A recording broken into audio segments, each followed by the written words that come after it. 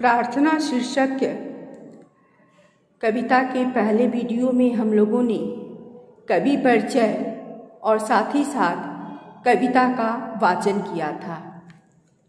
इस वीडियो में हम लोग उसके भावार्थ को जानेंगे।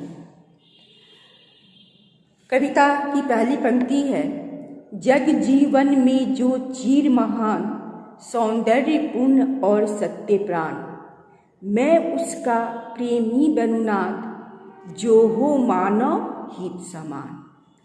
यहाँ चीर शब्द का अर्थ होता है प्राचीन, जग का अर्थ है संसार, सौंदर्य का अर्थ है सुंदरता। चीर का अर्थ पुराना होता है, लेकिन यहाँ जो इस कविता में इस चीर शब्द का अर्थ है सदा रहने वाला, हमेशा।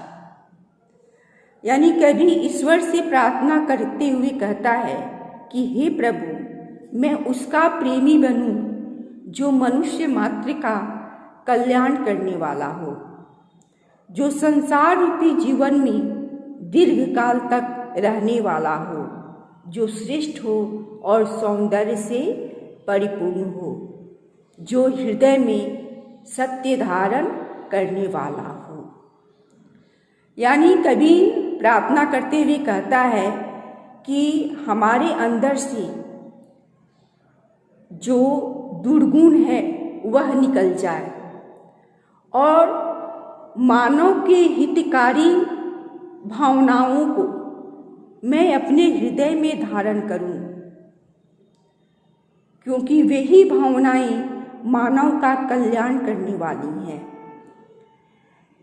वे अच्छी भावनाएं ही संसार में दीर्घ काल तक रहने वाली हैं। इसलिए कभी ऐसी श्रेष्ठ भावनाओं को अपने हृदय में धारण करके संसार का कल्याण करना चाहता है। अगली पंक्ति है, जिससे जीवन में मिले शक्ति, छूटे भय संशय अंधभक्ति, मैं वह प्रकाश बन सकूं नाथ, मिल जाए जिसमें अखिल व्यक्ति। अंधभक्ति का अर्थ है अंधविश्वास भरी भक्ति, संशय का अर्थ है शक और अखिल का अर्थ है सब। यानी कभी ईश्वर से प्रार्थना करते हुए कहता है कि हे प्रभु, मैं वह प्रकाश बन सकूं जिसमें संपूर्ण प्राणी समाहित हो जाए, जिससे जीवन में शक्ति प्राप्त हो तथा भय, शंका, अंधभक्ति इत्यादि जैसे दुर्गुण हैं वह दुर्गुण समाप्त हो जाए।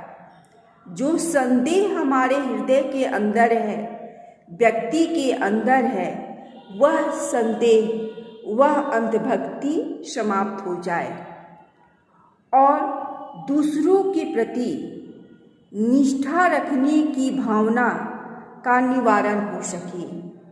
यानी हमारे अंदर वह शक्ति आ जाए जिससे मैं संसार के सारे दुर्गुणों का नाश करके अपने हृदय को प्रकाशित कर सकूं, अपने हृदय में ज्ञान रूपी प्रकाश को भर सकूं, कल्याण रूपी प्रकाश को भर सकूं और उस प्रकाश के द्वारा मैं संपूर्ण संसार को अपने अंदर समाहित कर लूं। अर्थात हमारे अंदर भाईचारे की भावना आ जाए और इस भाईचारे की भावना के द्वारा संसार का कल्याण हो सके। अगली पंक्ति है, पाकर प्रभु तुझसे अमर दान, करके मानव का परित्राण, ला सकूं विश्व में एक बार, फिर से नव जीवन का विहान। यहाँ परित्राण शब्द का अर्थ है पूर्ण रक्षा, नव का अर्थ है नया।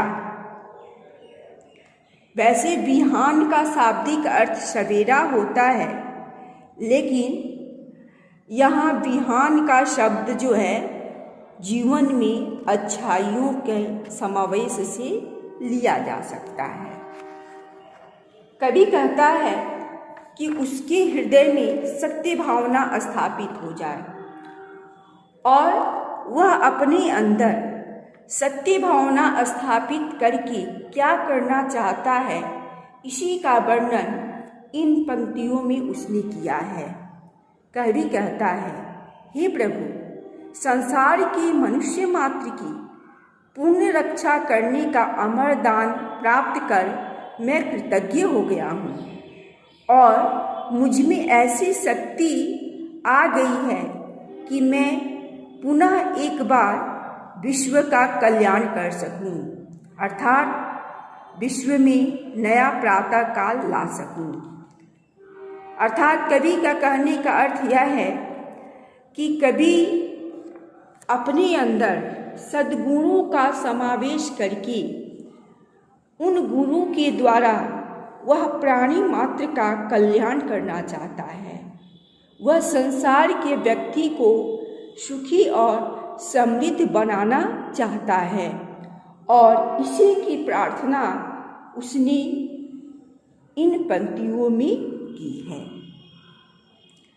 हम लोगों ने पंक्तियों के अर्थ को देखा और इन अर्थों से यह स्पष्ट है कि कवि जो है वह अपने हृदय में सत्य भावना को स्थापित करना चाहता है। वह सत्य भावना जो मानव का हित करने वाला हो।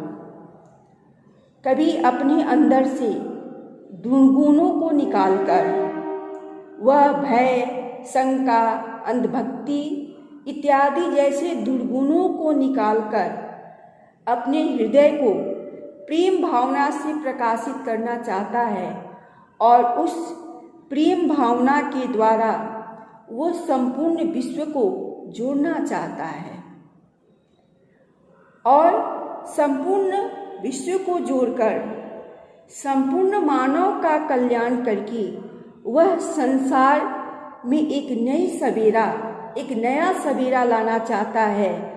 वह सवेरा भाईचारे का, प्रेम का, स्नेह का, वसुधैव कुटुम्बकम की भावना से परिपूर्ण हो और इसी की प्रार्थना कवि जो है वह इस कविता में कर रहा है। तो हम लोगों ने कविता के भावार्थ को देखा और इससे स्पष्ट हो रहा है कि यह कविता जो है वह वसुधैव कुटुम्बकम की भावना पर आधारित है। कवि सिर्फ समाज का अपना कल्याण नहीं बल्कि वह ईश्वर से पूरे विश्व के लिए मांगता है और मानव का यह कर्तव्य भी होना चाहिए कि उसे परमार्थी बनना चाहिए। सिर्फ अपने सुख की कामना नहीं करना चाहिए। राष्ट्र और विश्व के कल्याण में ही व्यक्ति का कल्याण निहित है और यह कविता इसी भाव से ओतप्रोत है। तो बच्चों, हमें भी इस कविता से यह सीख लेनी चाहिए कि हमारे अंदर भी परोपकार की भावना पनपे। हम अपने कल्याण के साथ साथ विश्व का भी कल्याण कर सके। आशा है कि आपको कविता का भावार्थ समझ में आ गया होगा। धन्यवाद।